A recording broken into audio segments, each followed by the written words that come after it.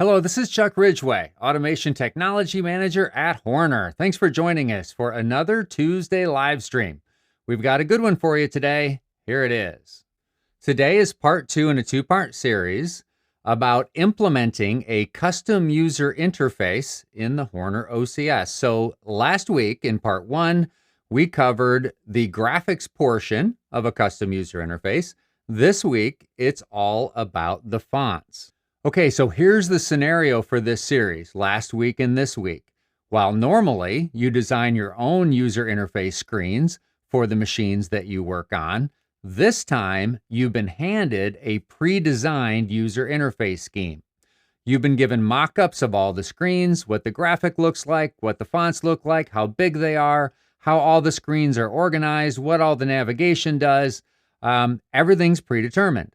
So your task this time is to take somebody else's user interface design and incorporate it into the Horner OCS using Cscape.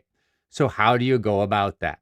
Well, last week we showed you how to go about bringing in all the graphics. This week's it's all about handling the fonts. All right, let's take a look at how we're breaking down today's topic. Okay, we're going to start with answering the question, why would you need to import fonts to begin with, even in this scenario? We'll go through, of course, how fonts are handled in the OCS. Now, if the person who did the design of the user interface, if they didn't just hand you over font files or show you specifically or specify specifically which fonts are supposed to be used, but they just showed you a picture of what the fonts needed to look like, how big they are, their style, those sorts of things, then you're going to need to find those fonts somewhere, and we're going to help give you some hints on how to do that. Of course, we're going to go through the mechanics of importing those fonts, and then we've got a couple of demonstrations for you today. A detailed demonstration on importing the fonts into your project, as well as kind of a wrap-up for both parts of the series, kind of showing you our example user interface implementation that we've been working on over the past 2 weeks, namely a custom thermostat user interface that I downloaded from a graphic design site. All right, so let's dive right in and get started. Okay, so why would you need to import fonts? Well, mainly it's because that the fonts that are built into Cscape, built into the OCS that you're using for the project, they may not be all-inclusive in terms of being everything you need for the project. Maybe you need larger fonts or fonts that look a little differently. Maybe that's the scenario. And if you're being handed a graphic design that's already done, that's a pretty likely scenario that you may have to import fonts. Now, there are a variety of different file formats for fonts. There's TrueType fonts and OpenType fonts and a variety of other styles, but a couple different classifications you can think of, regardless of file type. There are ASCII fonts, which are typically used in the West for Western languages like English and Spanish and French. Those are up to about 128 characters. And then for some languages like Cyrillic and Kanji, those are graphical in nature, and 128 characters just isn't going to cut it. So for those type languages, you need to use Unicode fonts. But regardless of which way you need to go, you have the capability in Cscape to import either of those fonts. Today, though, we're going to focus on just ASCII fonts because we're just dealing with Western languages. Okay, now how are fonts handled in the Horner OCS? Of course, as you've probably realized from using Cscape over the years, there are a variety of standard fonts built into Cscape that vary somewhat in size based on the particular OCS model that you're using. But in Cscape, you do have the ability to import other fonts, which of course is what we're covering today, and they need to be in a special format, FNT format. That's a proprietary Horner format. Now, don't worry, we're going to show you how to take those standard font files, maybe TrueType fonts or OpenType fonts, import them into Cscape and convert them into FNT files.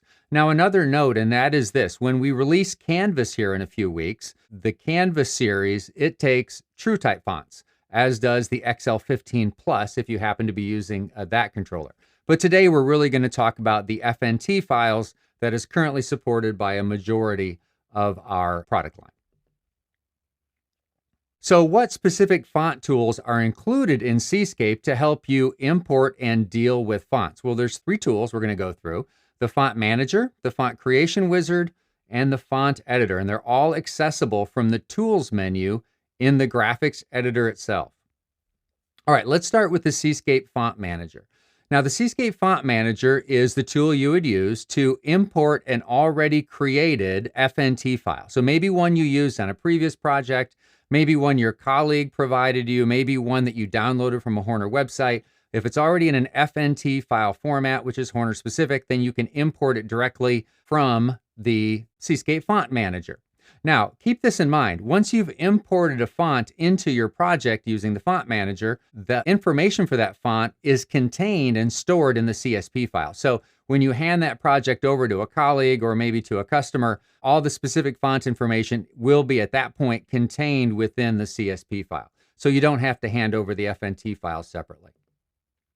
Okay, now another tool available in Cscape is the Font Creation Wizard. This is the main tool you're going to use to take standard fonts that already exist on your computer and import those, and it imports those and converts them to the FNT file format. Now, when you import fonts, of course, you can import any font that's already loaded on your computer, and you import it as a specific size. Okay, so you need to select the size that you want to import because you don't have the ability to import it and then resize it. So sometimes there's a little bit of playing around to get the size exactly the way you want it. But again, the Font Creation Wizard makes it nice and easy to take any font that's already loaded on your computer and import it into Cscape.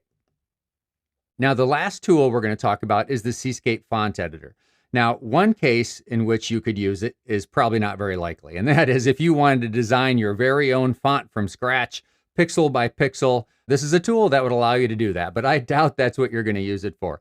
More than likely, you're going to use it to edit an existing font, probably to pare away characters that aren't needed so that the font file will fit maybe on one of the smaller OCS models like the micro OCS. There's a limited amount of memory available for fonts on every OCS. It's about 4 megabytes on most OCS models, but on the micro OCS series, it's only 256K. But don't worry, we're going to show you a nice little shortcut or a trick of the trade to get that font pared down to a size that'll fit just fine.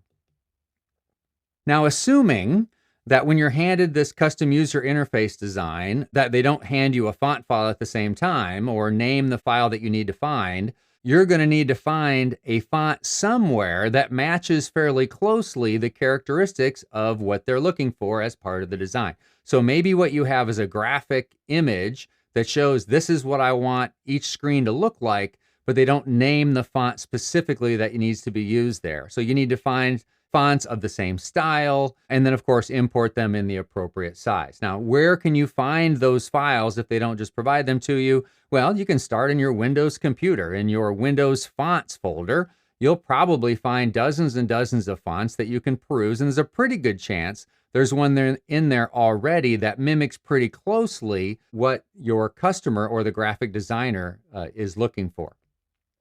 Now, if you happen to have a Mac, don't forget about Macs. You can look for fonts on a Mac as well. In my case, I have a combination of both PCs and Macs in my workflow, and I have an app on my Mac that is very convenient. It allows me to search through 550 royalty-free fonts to look for fonts that I might want to use in any kind of project. And I can take that font file and I can copy it over to my Windows PC and load it directly on my Windows PC. Really, it's quite easy. So if you're struggling to find the font you're looking for, don't forget about Mac as a possible source there. Of course, you can also search the web. There are dozens of sites that either have no cost or low cost fonts available for you to download and then load on your Windows PC for import into Cscape. But be careful, of course, always check the terms of use carefully so you don't violate anybody's copyright. Okay, now, in the case of the project that I've been using to demonstrate these 2 weeks of content, last week it was all about getting the graphics of a predetermined design. This week it's all about the fonts. You can see here's a picture of the graphic design that I downloaded and paid for at Shutterstock.com. This is the artist's rendering of a modern looking thermostat. And last week we incorporated the graphics in a Cscape project to emulate this look and feel. Today we're going to deal with the font. And you can see that we're looking for that large font in the middle there that's showing the current temperature on the thermostat. So you can see it's got fairly thin stick type figures. It's of a particular style. You don't see any serifs or any of those sorts of things. So that's the font that we're looking for today's demonstration. Now, in my case, I found it on my Mac. Now, I could have possibly found it on my PC. I didn't look there first. I looked there second.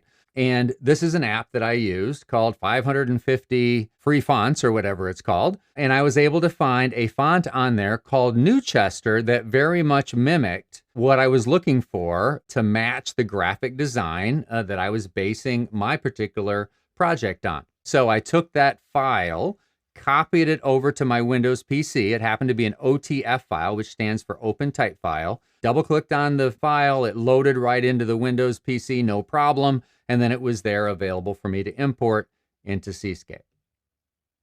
Okay, now again, finding the right size can be where you have a little bit of back and forth. There can sometimes be some trial and error. Because, for instance, I knew that I had about 150 pixels to work with in terms of the height of the character-ish. But, you know, different fonts have different amounts of open space below and above the character. So sometimes you may need to import a few different sizes before you find the one that you need. Just be aware of that. Okay, let's go ahead and show you a demonstration that I pre-recorded earlier today of me importing the font for our project to kind of demonstrate how to do that. Okay, now that we found the font that we want and we've installed it on the computer by just double-clicking on the font file, now let's go ahead and import it into Cscape and see if we can get the size right, because that's usually where it takes the most trial and error. That is getting the size of the font right, because when you import the font, you import a certain size. All right, we're here in the graphics editor. We're going to go to Tools, Font Creation Wizard. That's where we're going to start. Now we have three options here. We can just take the 128 ASCII characters. We can take all the characters, including all the Unicode characters, which is way more than we need. Or we can click on Custom Font and just take, you know, the very fewest characters. And that's the one I usually select if I'm doing a project. Okay, first step is we have to select the font. And this is a list of all the fonts on our computer. But if I go ahead and just type in N for Newchester, it'll jump down to that particular font. So I'll select that one. This is where we do the size, okay? Now, I know I need about 150 pixels high or so, but I also know that character fonts include more than just the characters themselves. The font size also includes some space above and below the character. So seeing I need about 150 pixels high, I'm going to go for something about 180 and see if that's about right or not. And if it's not, I can always go back and do this again and make it bigger or smaller depending on my results. Okay, so set my font, set my size, default character set's fine. Using variable pitch is usually what we want so that all characters don't take up the same width. Down here it's telling me it is only importing the very lowest part of the character set, which is what I want. Okay, so that's just going to be like the lowest 60 or 70 characters probably. All right, and then I just need to make a file name and where I want to store it. Now I always like to store it in my font directory in Cscape. So let me browse and go to my fonts directory in Cscape. I'll give this a name. I think it's Newchester, and we'll call it 180 because that's what I have selected, I believe. Yep, Newchester 180. And then I'm going to hit Create Font. Now, once I do this, it's also going to not only create the font, it's going to add that font to my project. So I hit Create Font. Oh, it looks like we've got about 95 characters that it's creating. Okay. And it's creating them one at a time. And as you can see, it takes 15 or 20 seconds total. And we hit Finish, and it's already not only created the font, but added it to the project. So let's go ahead and try and place a font here and see how our size turned out. Okay, so I'm going to select the static text tool just to see what things look like. Double click on it here, and there it is, Newchester 180. I'll say OK. All right, let's see if we can size it up a little bit. Actually, what we want to do is we want to look at numbers, because the numbers are really what we care about. Let's stretch it out a bit. Draw the box so it encaptures what we want. And in reality, that's pretty darn close for what we're looking for. Okay, now, obviously, before I recorded this, I did some experimentation with size, so you may have some trial and error and having to go back and create a new font that's a different size. That's maybe what you're looking for. So this looks good. So we've imported a size that looks good. So we're done, right? Well, there's one important factor, and that is we need to make sure that the font we imported doesn't take up too much space, that the memory of the OCS has enough space for this font, because the larger the font you import from a size standpoint, the more pixels it takes up and the more memory it takes up in the OCS. So let's go back to the font manager. This is where we can look at the fonts we've imported and their size. Now, this one is taking up about 817K, and I've got a micro OCS I'm working with here, and it only has 256K available. So we've got a problem here. Now, the good news is we have an extra little tip to get rid of a lot of the extra space that we don't need. Remember, in this case, we're only interested really in the numbers for this particular display of text. We're not going to be displaying anything other than numbers here. So what we can do is we can use another tool, and that is the font editor, okay? And using the font editor, we can strip down a lot of the extra characters, which more than likely is going to make the font fit just fine. So let's go ahead and do that. So I'm going to open the font file that I just created, Newchester 180, okay? All right. And as you can see over here, now this is looking at the typical character set for a different font, but they're all pretty much the same, you know, for the most part in the ASCII areas. All I really care about is, let's say, from the minus sign through the 9. Those are the only characters I care about. Well, the minus sign is ASCII character 45. It's written right here, ASCII character 45. It's also here. The 9 character is 57. So those are really the only characters we care about. So let's strip all the rest of them out. How do we do that? Well, if we go to Font Properties, we can change the lowest character code from 32, where it's set right now, to 45. And we can set the highest character code to 57. And all the rest of them, it's going to get rid of them. Now, one other thing we need to change, and that's this. The default character code right now is set to 33. We're going to be getting rid of character code 33. So let's create a new default character. Let's make it the 0, which is code 48. Okay, so under default character code, I'm going to change that to 48. Now, when I hit OK, it's going to give me some warnings. That's okay, because it's telling me, hey, you're losing characters as you do this. Okay, so now the font character information has been modified. The attributes have been modified. Now, yep, if we hold off here a second, we can see that these are the only characters left, which is what we want. Now we can save this font. Okay, Newchester 180. All right, and let's close down the font editor. Let's go back to the font manager. All right, let's replace this font with Newchester 180, the new one. And there you go. Our size is now 110K, and that easily fits within the font memory that we have available. Okay, so we say OK. All right, now we need to go back in and, you know, size it up the way we want. Okay, get the size right.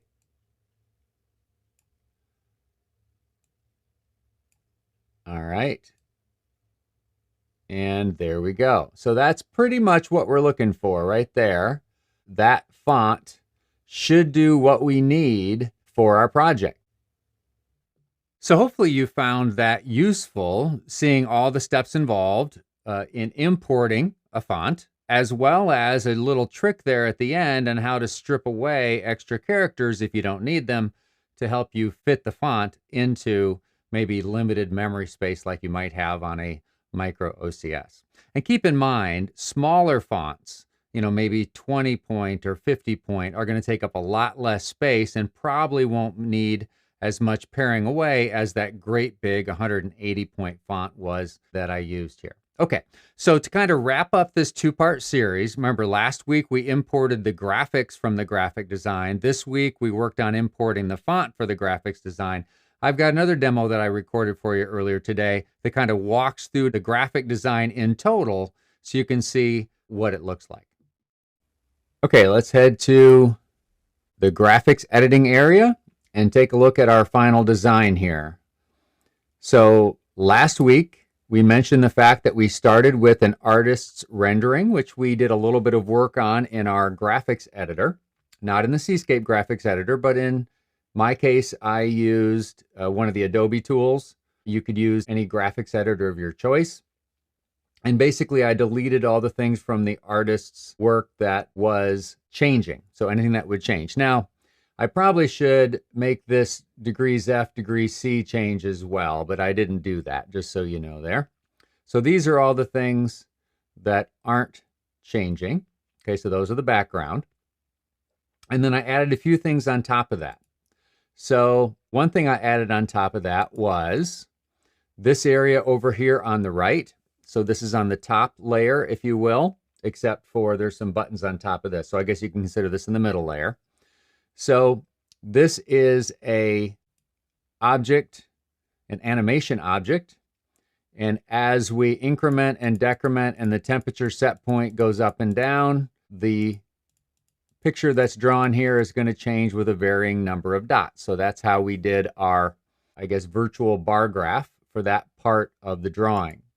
Now for the increment and decrement buttons, we just put a push button on the top layer for increment and a push button on the top layer for decrement. And the big X's mean these are invisible buttons, so they will not be seen at runtime.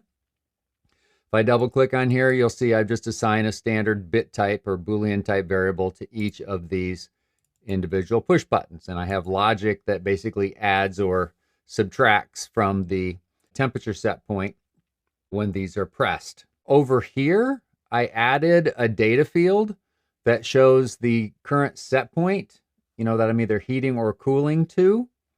All right, and that is using a custom font. So this is using our Newchester font, but in a smaller size. So this is Newchester 24 from a size standpoint. And then, of course, I have a label here for that data field. And then my main temperature display for the current temperature is, again, Newchester, but it's that larger font. Okay, and we showed you today how you could import a larger font. All right, and then finally, a couple other things. One is I probably should have gotten a fan icon and used that to show whether the fan was on or not, but instead I just used text that says fan, kind of cheated there. The artist's original rendering didn't have any indication of whether the fan was on or off or not, so I could easily, though, find an icon for fan that I probably should use there. And then here, let me move this out of the way. Here where we have our gear icon that the artist drew, I put an invisible jump button over the top here. All right, and that jump button takes us to screen 2. So it's kind of like a setup or settings type button. And here we have the ability to set mode, fan, and units. And I've got selector switches, invisible selector switches on here. What you actually see in the screen, let me move this out of the way here. We have off, heat, and cool for that guy. And I've lined up these selector switches so they line up nicely. Here, similar graphics for on, off, and auto for the fan. And then non-operational, but graphically present, I've got the units for degrees C and degrees F. And really what I've done here is I put the graphics on the screen, just using fonts and standard drawing objects. And then over the top here, I've got these selector switches which match up precisely with what's underneath. And then just to give you an example here, what you see at runtime is there will be a border drawn around whichever option is selected. Okay, so this rounded rectangle is an object that has visibility that's variable. So let me double click here and you can see that. So it's just a font static text object for degree C. But if you go to attributes, you see, oh, not in this guy. Sorry, I clicked on the wrong thing. Let's go back here. All right, I need to click on the line around the perimeter. There we go.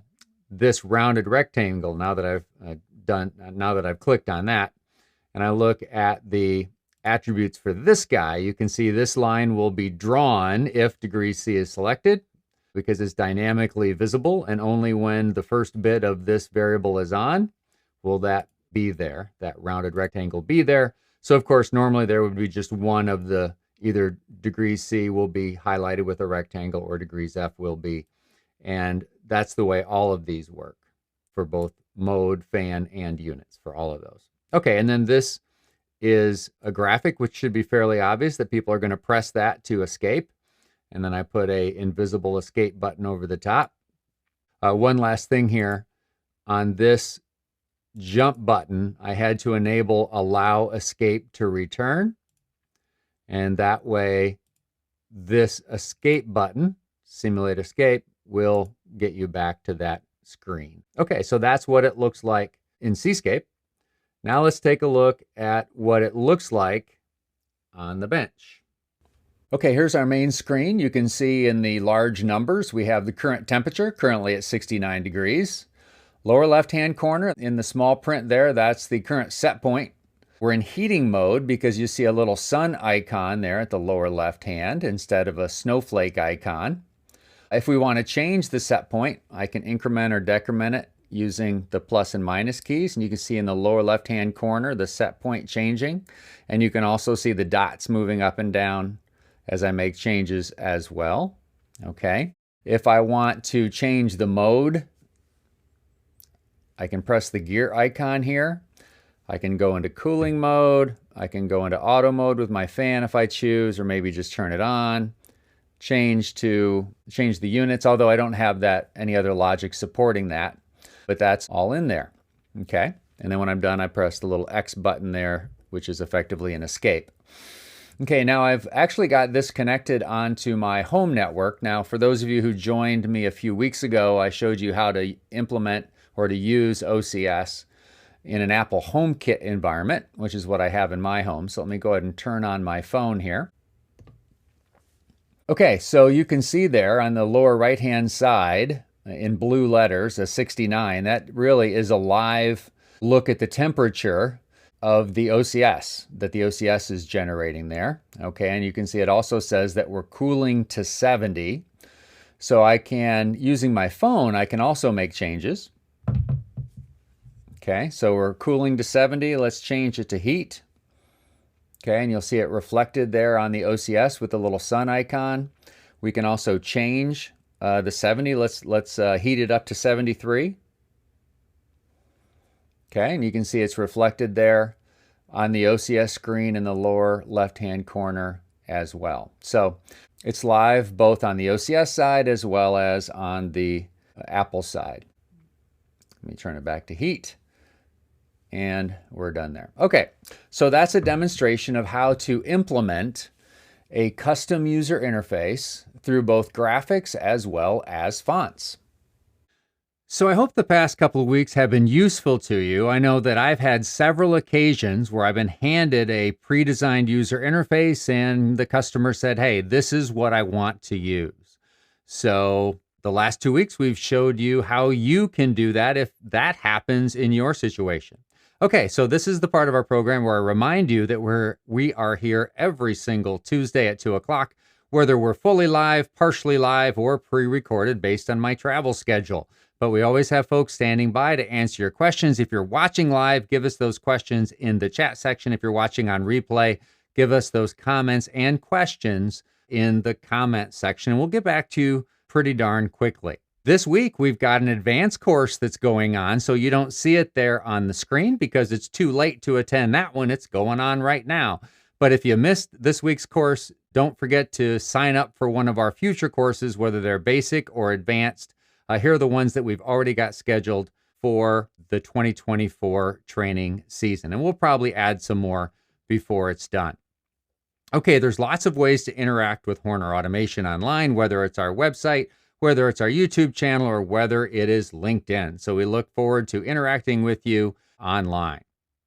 Okay, so next week, we have what we think is an informative session. We are going to go through all of the different approvals, agency approvals and otherwise, that you find on typical industrial products like the Horner Automation products. And what do they all mean? How do they compare?